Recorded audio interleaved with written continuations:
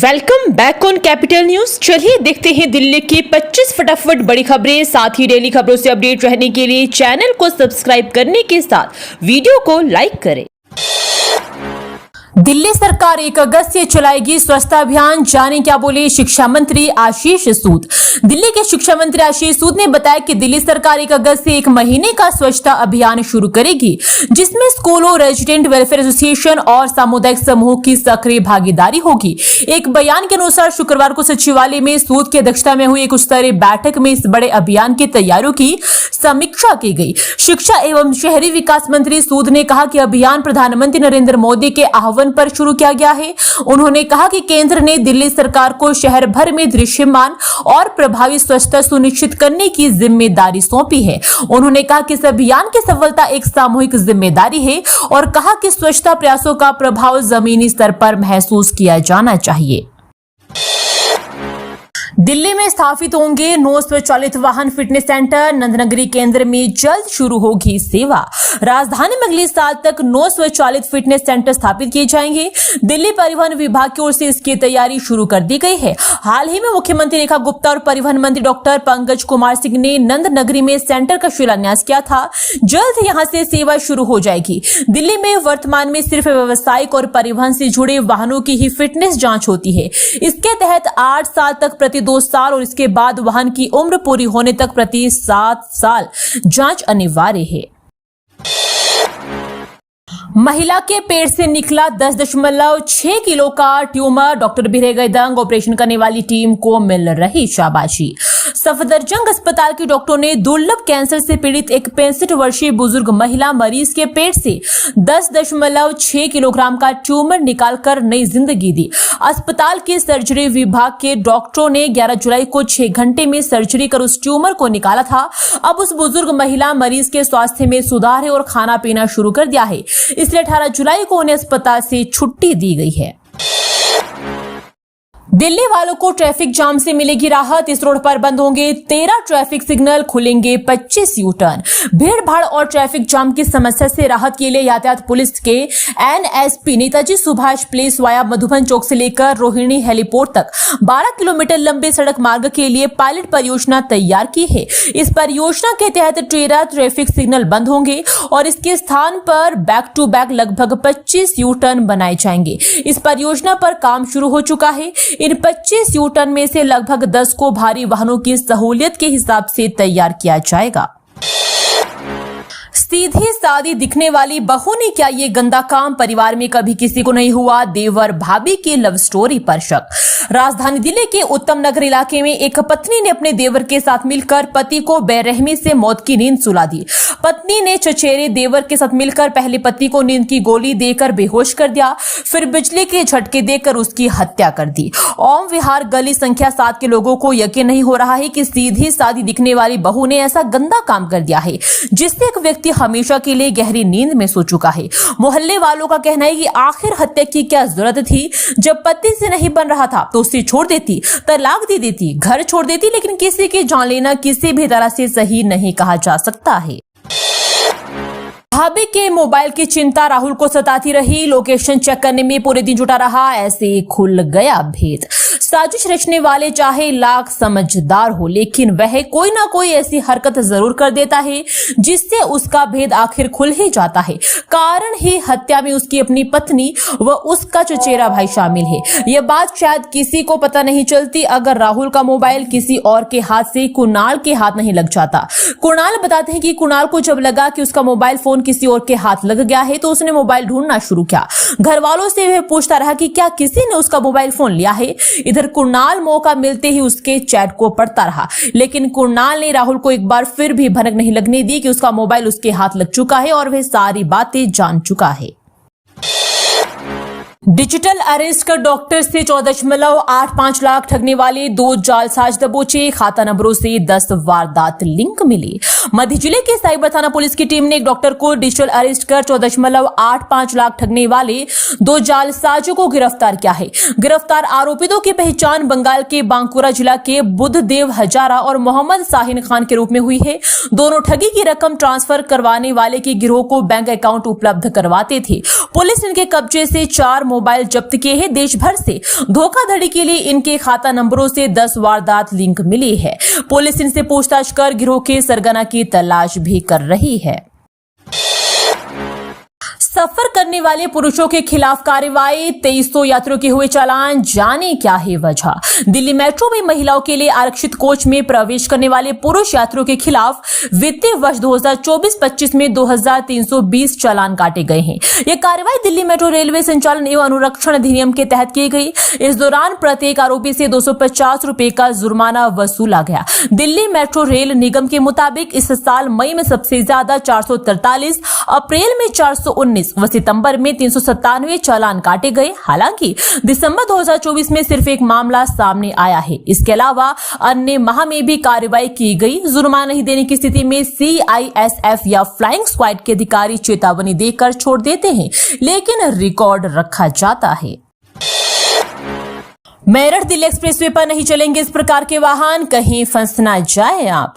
कांवड़ यात्रा में शिव भक्तों की संख्या बढ़ने पर मेरठ दिल्ली एक्सप्रेसवे को वन वे करने के साथ ही भारी वाहनों, ट्रक, बस, ट्रोला, ट्रैक्टर आदि का संचालन प्रतिबंधित किया जा रहा है। वहीं हल्के वाहन मेरठ और दिल्ली की ओर चलते रहेंगे। यातायात पुलिस की ओर से रविवार सुबह से रूट डायवर्जन प्लान लागू किया जा रहा है।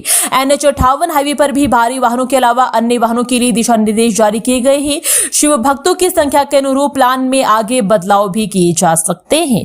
SP यातायात राघवेंद्र मिश्र के अनुसार सभी पॉइंटों पर यातायात पुलिस की तैनाती कर दी गई है। इसके साथ ही दिल्ली मेरठ एक्सप्रेसवे पर भारी मध्यम वाहन प्रतिबंधित कर दिए गए हैं। हल्के वाहन चलेंगे। वहीं आगामी 23 जुलाई तक कांवड़ यात्रा नहर पटरी चौधरी चरण सिंह मार्ग कांवड़ मार्ग पर समस्त वाहन प्रतिबंधित रहेंगे। दिल्ली में हादसा, निर्माणाधीन इमारत की शटरिंग गिरी, मकान मालिक समेत 4 मजदूर घायल। दिल्ली के स्वरूप नगर इलाके में शनिवार शाम निर्माणाधीन इमारत की लेंटर की शटरिंग भर-भराकर गिर गई। हादसे में मकान मालिक और शटरिंग चला रहे 4 मजदूर घायल हो गए। मौके पर पहुंचे राहत बचाव दल ने सभी घायलों को पास के निजी अस्पताल में भर्ती करवाया। दमकल अधिकारी ने बताया कि किसी को गंभीर चोट नहीं लगी है। पुलिस ने मामला दर्ज कर लिया है। दमकल विभाग के अनुसार घटना की सूचना मिलने पर स्वरूप नगर थाना पुलिस के अलावा दमकल की 6 गाड़ियां मौके पर पहुंच गई है। पुलिस ने घायल मकान मालिक जहीरू और 4 मजदूरों को तुरंत बाहर निकालकर उन्हें सिंघू बॉर्डर स्थित निजी अस्पताल में भर्ती करवाया। मजदूरों के हाथ, पैर और सिर में चोट आई है। BSF के 2 अधिकारी 40,000 रुपए की रिश्वत लेते गिरफ्तार, बकाया वेतन के लिए मांगी थी 2 लाख की घूस। CBI ने दिल्ली में सीमा सुरक्षा बल के 2 अफसरों को 40,000 रुपए की रिश्वत लेते गिरफ्तार किया है। केंद्रीय जांच ब्यूरो ने आरोपी सहायक रेखा अधिकारी धर्मेंद्र कुमार वर्मा, वेतन एवं रेखा अधिकारी और अन्य अज्ञात के खिलाफ मामला दर्ज किया। सभी दिल्ली कार्यालय में तैनात थे। आरोपी AAO ने शिकायतकर्ता के 18.73 लाख रुपए के वेतन और बकाया बिल भुगतान के लिए उससे कुल लंबित बिल का 15 से 20% की घूस मांगी थी। बाद में 2 लाख रुपए पर बात तय हुई। जांच एजेंसी ने शुक्रवार को जाल बिछाया और रिश्वत मांगने वाले आरोपी AAO को शिकायतकर्ता से 40,000 रुपए लेते रंगे हाथों गिरफ्तार कर लिया। हाईकोर्ट ने दिल्ली सरकार को दिए निर्देश, कहा अपने अस्पतालों में हेमाटोलॉजिस्ट की करे भर्ती। हाईकोर्ट ने हीमोफीलिया के मरीजों के इलाज के संबंध में किए गए प्रयासों की तारीफ की है। कोर्ट ने दिल्ली सरकार को उसकी ओर से संचालित अस्पतालों में पर्याप्त संख्या में हेमाटोलॉजिस्ट की भर्ती और तैनाती सुनिश्चित करने का निर्देश दिया है। दिल्ली के ड्रग क्वीन का डहेरिया किला सप्लाई रैकेट का भांडाफोड़, करोड़ों की संपत्ति जब्त। दिल्ली पुलिस ने उत्तर पश्चिम दिल्ली के सुल्तानपुर की कुख्यात ड्रग डीलर कुसुम की 4 करोड़ रुपए की संपत्ति जब्त कर ली है। इससे पहले कुसुम के घर मार्च में दिल्ली पुलिस ने छापेमारी की थी, जिसके बाद से ही वे फरार है। दिल्ली पुलिस ने कुसुम की जिन 8 संपत्तियों पर छापेमारी की है, उसमें से 7 सुल्तानपुरी में और 1 रोहिणी के सेक्टर 24 में स्थित है। पुलिस ने दावा किया है कि संपत्तियां बड़े पैमाने पर मादक पदार्थों की तस्करी से अर्जित अवैध धन से अर्जित की गई थी। पानी के ऊपर 20 किलोमीटर तक दौड़ेगी गाड़ियां। मुनक नहर को लेकर रेखा गुप्ता सरकार का बड़ा प्लान। मुनक नहर एलिवेटेड कॉरिडोर निर्माण और दिल्ली में चल रहे पीडब्ल्यूडी प्रोजेक्ट्स के रिव्यू के लिए शुक्रवार को सीएम रेखा गुप्ता ने अधिकारियों की मीटिंग बुलाई थी। मीटिंग में पीडब्ल्यूडी मंत्री प्रवेश साहिब सिंह, पीडब्ल्यूडी के एडिशनल चीफ सेक्रेटरी नवीन चौधरी और बाकी अधिकारी मौजूद रहे। मीटिंग में मौजूद अधिकारियों ने बताया कि मुनक नहर पर प्रस्तावित 20 किलोमीटर लंबा एलिवेटेड कॉरिडोर निर्माण के लिए कंसल्टेंट नियुक्त करने के लिए 15 जुलाई को टेंडर कॉल किया गया है। 31 अक्टूबर तक प्रोनेक्ट की डीपीआर भी तैयार हो जाएगी। साकेत कोर्ट शांति से चली हड़ताल, अदालतों में अटके काम, सोमवार से काम पर वापसी। साकेत कोर्ट में शनिवार को वकीलों की हड़ताल पूरी तरह से शांतिपूर्ण रही। वकीलों ने एकजुट होकर दिल्ली पुलिस के खिलाफ नारेबाजी की और उसकी कार्रवाई पर आक्रोश जताया। कोर्ट परिसर में गुरुवार को एक पुलिस वाले के साथ कुछ वकीलों ने कथित तौर पर मारपीट की थी, जिसमें एफआईआर दर्ज होने से वकील नाराज थे। हड़ताली वकील कोर्ट परिसर के गेट पर जमा हुए। उन्होंने पुलिस के खिलाफ नारे लगाकर अपना विरोध जताया। पीने के पानी से लेकर बैठने की सुविधा तक उफ, आईएसबीटी का ऐसा हाल। Delhi metro Hazrat Nizamuddin railway station, वीर हकीकत राय अंतरराज्यीय बस टर्मिनल और कुछ बस शेल्टरों के साथ सराय काले खां एक प्रमुख परिवहन केंद्र के रूप में उभरा है। यहां से लोगों को व्यापक कनेक्टिविटी मिलती है। इस बढ़ते बुनियादी ढांचे के साथ शानदार नवभारत रेलवे स्टेशन भी जल्द ही चालू होने वाला है। हालांकि इस आधुनिक बुनियादी ढांचे की चकाचौंध के बीच यह बस टर्मिनल एक बिल्कुल अलग स्थिति प्रस्तुत करता है। वर्तमान में बस टर्मिनल टीन की छत वाले शेल्टर, पंखों की कमी और बंद कैंटीन के साथ पेयजल के अभाव जैसी परेशानी से जूझ रहा है। इस असुविधाओं के कारण यहां से रोजाना ट्रेवल करने वाले हजारों लोगों को कोई खास फायदा नहीं मिल पा रहा है। यहां प्रीपेड ऑटो के लिए एक काउंटर है, लेकिन वह अभी तक चालू नहीं हुआ है। स्ट्रे डॉग्स की समस्या को लेकर जंतर मंतर पर प्रदर्शन। गोयल ने कहा, कुत्तों को खाना खिलाने वालों के खिलाफ होनी चाहिए कार्रवाई। शहरों में बढ़ती आवारा कुत्तों की समस्या को लेकर शनिवार को पूर्व केंद्रीय मंत्री और लोक अभियान के संस्थापक विजय गोयल के नेतृत्व में कई रेजिडेंट वेलफेयर एसोसिएशन के प्रतिनिधियों ने जंतर मंतर पर प्रदर्शन किया और धरना दिया। इस प्रदर्शन में कालकाजी पीपल्स फाउंडेशन के मुख्य संरक्षण कपिल गर्ग के नेतृत्व में कालकाजी क्षेत्र के लोग भी शामिल हुए। अगले एक साल में बदलकर रख देंगे दिल्ली की तस्वीर, मंत्री प्रवेश सिंह। विधानसभा के विभिन्न हिस्सों का दौरा करते हुए दिल्ली सरकार के लोक निर्माण मंत्री प्रवेश साहिब सिंह ने राजधानी में जारी जल संकट और जर्जर हो चुकी जल आपूर्ति व्यवस्थाओं पर कहा कि अगले एक साल में इंफ्रास्ट्रक्चर के मामले में दिल्ली की तस्वीर बदल जाएगी। मंत्री ने आगे ये भी कहा कि पीने के पानी की पाइपलाइनों के लिए योजना बन चुकी है, टेंडर भी पास हो चुके हैं, कुछ जगह पर काम शुरू भी हो चुका है। उज्जैन के मंदिर को लेकर दिल्ली में बहस के बाद मर्डर, दोस्त नहीं उतारा मौत के घाट, गिरफ्तार। द्वारका जिला के मोहन गार्डन थाना इलाके में पुलिस ने हत्या के 10 दिन पुराने मामले में एक आरोपी को गिरफ्तार कर लिया है। उसकी पहचान यूपी के बदायूं निवासी राजू के रूप में हुई है और उसके पास से चाकू भी बरामद किया गया है।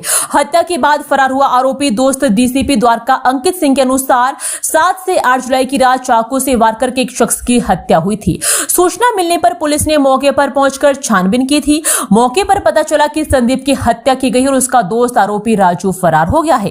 वे लोग 3 दिन पहले ही उज्जैन से वापस दिल्ली आए थे। वारदात की रात संदीप अपने कमरे में था, उसी दौरान राजेश और राजू भी वहां पहुंच गए। भगवान को लेकर शुरू हुआ था झगड़ा, वहीं पर उज्जैन मंदिर की बात को लेकर उनके बीच बहस शुरू हो गई। भगवान को लेकर झगड़ा होने लगा कि वे उसके अंदर है कि नहीं। राजेश और संदीप ने राजू को समझाकर हटा दिया। दिल्ली में आज जमकर बरसेंगे बादल, यूपी के इन जिलों में ऑरेंज अलर्ट। हिमाचल उत्तराखंड का क्या है हाल? पूरे देश में इन दिनों मानसूनी बरसात हो रही है। देश के कई भागों में भारी बारिश के कारण जीवन अस्त व्यस्त हो गया है। देश भर में नदियां उफान मार रही है। देश की राजधानी में रुक रुक कर बरसात हो रही है, लेकिन उमस ने यहां लोगों का बुरा हाल कर रखा है। मौसम विभाग के अनुमान के अनुसार आज दिल्ली में गरज के साथ अच्छी बारिश देखने को मिल सकती है। इतना ही नहीं, देश की राजधानी में 25 तारीख तक बारिश का दौर जारी रह सकता है। बीते कल शनिवार को प्रदेश में अधिकतम तापमान 14.5 डिग्री सेल्सियस दर्ज किया गया था। न्यूनतम तापमान सामान्य से 2 डिग्री सेल्सियस कम रहा। यह 25.2 डिग्री सेल्सियस के आसपास दर्ज किया गया है। वहीं राजधानी में अधिकतम 36 और न्यूनतम तापमान 26 डिग्री सेल्सियस रह सकता है।